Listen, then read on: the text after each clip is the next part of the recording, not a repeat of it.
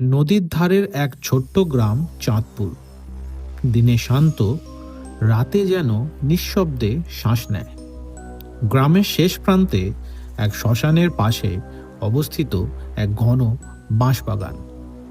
লোকের মুখে শোনা যায় সেখানে রাত হলে কে যেন বাঁশ গোনে, কিন্তু কে সেটা কেউ জানে না।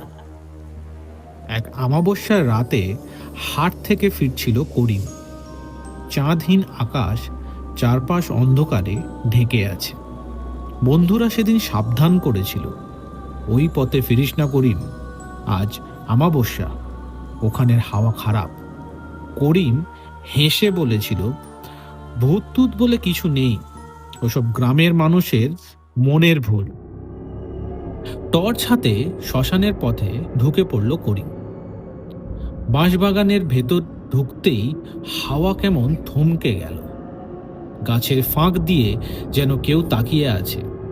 হঠাৎ দূর থেকে একটা গলা শোনা যায়। করিমের গায়ে কাঁটা দিল। সে চেঁচিয়ে বলল, কে আছিস ওখানে? কোনো উত্তর নেই, শুধু সেই গলা ধীরে ধীরে কাছে আসছে। করিম টর্চ জ্বালতেই আলো পড়ল বাঁশবাগানের দিকে। একটা আবছা ছায়া বাঁশবনের দিকে মুখ করে বসে।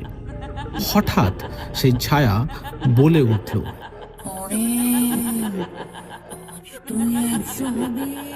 করিম দৌড় দিল। পেছন থেকে গলাটা আরো যেন কাছে আসছে।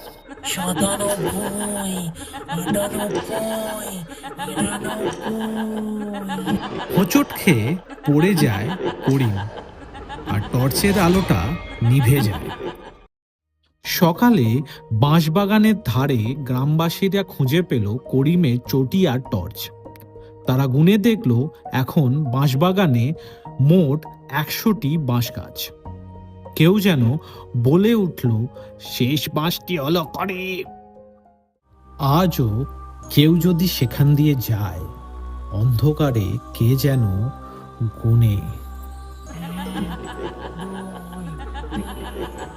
ভয় পাওয়ার নতুন অধ্যায়।